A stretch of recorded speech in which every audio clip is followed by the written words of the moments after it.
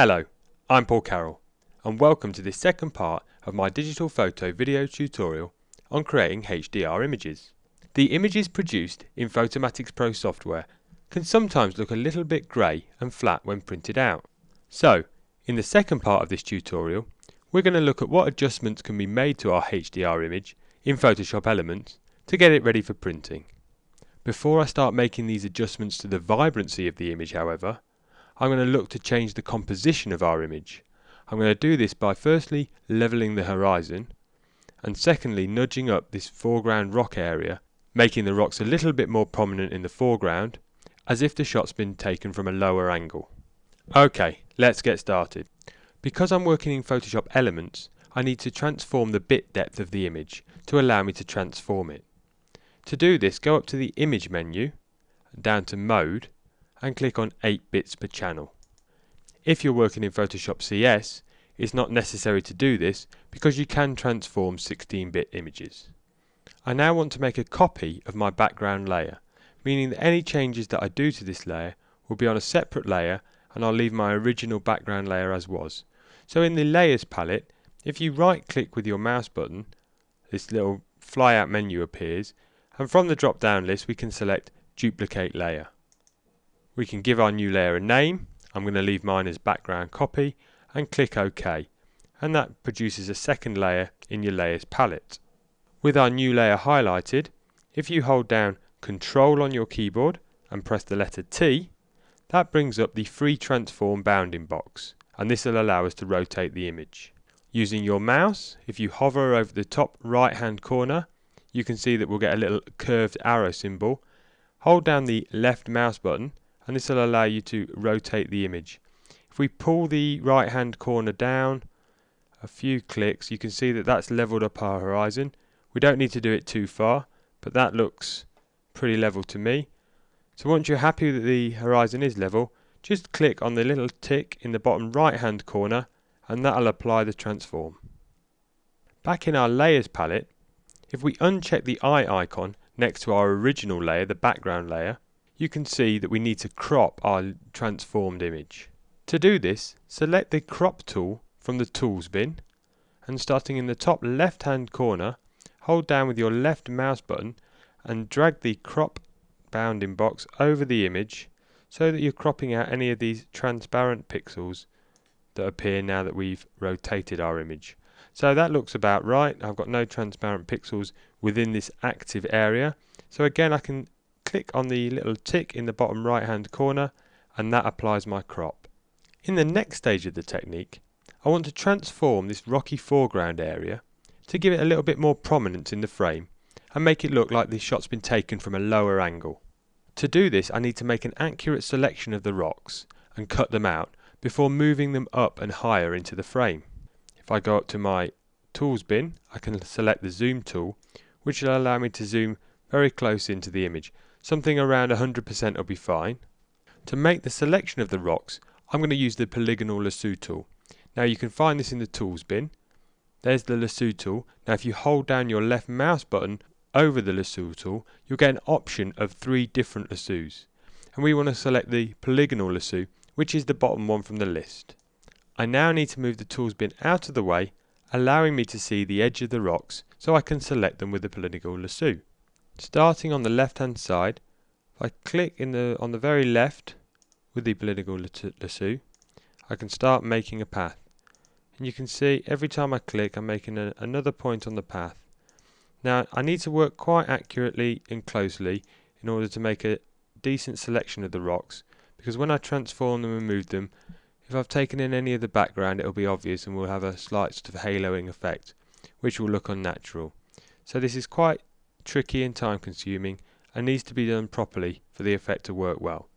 So I'll carry on making this selection and I'll see you again when I've finished. There we are then. I've finished my path selection, and if I zoom back out to full screen you can see that my marching ant selection is accurately following round the path of the rocks. By holding down the Control key and pressing J on the keyboard, I've punched this rock selection into a new layer, and you can see this is represented by layer 1 in my layers palette. Having my rocks available on a separate layer means that I can make adjustments independently just to the foreground. The first adjustment that I want to make to the rocks is to reposition them in the frame. Now to do this, I'm going to select the Move tool from the Tools bin, and with layer 1 still highlighted, I can click on the rocks and start dragging them up the frame. The point of this transformation is to improve the composition of the image by masking some of this boring tree area. So I'm going to lift the rocks up so that they're just high enough that they're covering as much of these trees as possible, but without lifting them too high that this rock and this rock is encroaching on these nice colours in the middle ground. So there looks about right to me. Now that I've repositioned the foreground, if I deactivate the background copy layer, you can see that I've got this area at the bottom of the image which I need to crop out. So to do this, if I select the Crop tool from the Tools bin, and starting in the top left hand corner, hold down my left mouse button and drag the Crop bounding box over the image, click on the tick, and that will crop the image, getting rid of that duplicated area at the bottom. And there we are, with the image cropped, you can see that the foreground interest, the rocks, have now got a more prominent role in the frame, and the overall composition of the image is better. Right, so now the image has been recomposed, I can move on to the final stage of this technique, which is looking at increasing the vibrancy and the saturation of the image, making it a bit more punchy and ready for printing. I'm going to make these changes independently, firstly to the rock foreground interest, and then secondly to the middle ground and the sky, which is on my background copy layer. So remaining on layer 1, I can first make the changes to the foreground. With layer 1 still highlighted then, if I hold down the Control key on the keyboard and press the letter L, this brings up my levels palette. You can see on the right hand side of the histogram, my highlight detail is right to the edge of the levels input. So if I move my white point slider to the left, I'm going to start getting really burnt out areas in my foreground interest. And you can see there that I've started losing the detail on the top of the rocks where the sun's reflecting off. I'm going to leave my white point input then at 255 to retain all of that detail. My black point, however, again you can see from the histogram on the left hand side of the scale that I've still got some scope to bring the shadow areas back. And in this image I don't mind having a few darker areas because it's going to create a more of a dramatic effect, but I'm still retaining decent amounts of detail in these areas here, but some dark shadows just make the effect a little bit more dramatic. Just going to tweak it a little bit more, an input level of say around 40, that's looking good to me. So now I can go up to OK and click to apply those changes. The final adjustment that I need to make to my foreground area is to apply some sharpening. Now to do this, with layer 1 still highlighted, go up to the Enhance menu and down to Unsharp Mask. I'm going to input levels of 50%, a pixel radius of 5, and increase the threshold to 3. That looks about right to me, and you can see with the preview button, if I uncheck that and check that, or just applying a very faint amount of sharpening to the rocks, which again gives them a bit more prominence in the bottom of the frame. So if I now click OK, again that applies the adjustments that I've made. The last thing that I need to do on layer 1 is just slightly soften the blend between the edge of these rocks and the middle ground. To do this, if I zoom in tight on the line of the blend between the rocks and the background, so something around 100-150% again, and now I select the Blur tool from the Tools bin, and using quite a large brush, a 20 pixel, with a strength of around 50%, I'd say was about right, making sure that it's a nice soft edge brush, I can just work my way along this edge, just softening it, and that will just soften the blend between the edge of the rocks and the background. Okay, so I'm going to go and work my way around all of the edges, and I'll join you again in a second.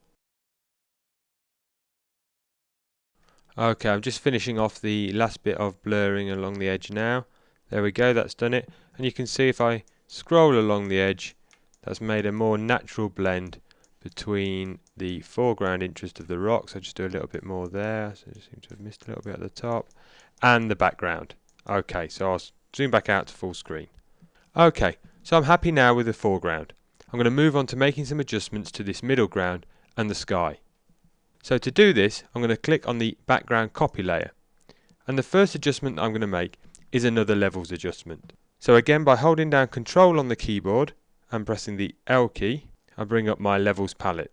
I'm going to start by adjusting the black point slider. So by holding down the left mouse button while hovering over the black point slider and moving it to the right, I start increasing the input level of the black point. I'm going to move it up to around somewhere like 40, and you can see that that's just boost the colours and the saturation within the middle ground. I'm not going to make any adjustments to the white point slider because again, by bringing it too far to the left, I'm going to start losing all detail in the sky. So I'm going to leave the input levels of the white point at 255 and click OK. So the final adjustment I want to make to this image is to really boost the blues and the saturation in the sky. To do this, while I'm still on my background copy layer, I'm going to select the rectangular marquee tool from the tools bin. And I'm going to make a selection of the sky and take in just a little bit of the top part of the land. Once my selection's made, I'm going to go up to the Select menu and down to Feather and input a feather radius of 150 pixels and click OK. Now by holding down the Control key on the keyboard and pressing the letter U, I bring up the Hue and Saturation palette. From the drop down menu in the Edit box, if I select Blues, I can input the blue saturation of the sky or the area in my marquee selection without affecting the rest of the image. So I'm going to boost the saturation of the blues in the sky to +40, which will give it that really saturated velvetier look. I'm quite happy with the feel. It's also brought through some of the pinks and slight oranges in the highlights there, so I'm happy with the effect that that's achieved. I'm going to click OK and deselect my sky. So there we have it. I've made all the selections to my final HDR image, which is now looking a lot more vibrant, colourful and saturated than the original output that I had from Photomatix Pro. I've also adjusted the composition of the image by levelling the horizon and transforming the rocks in the foreground, giving them a more prominent position in the frame. So with all these changes made, all that's left to do is flatten the image ready for saving. So in the Layers palette, if you go to the More box and use the flyout menu from which you can select Flatten Image. We'll discard any hidden layers, that's fine, it's just referring to our original background layer which we no longer have visible. So I'll click OK and you can see that that will merge the three layers into one, and then I can go and save my file as whatever I want on the computer.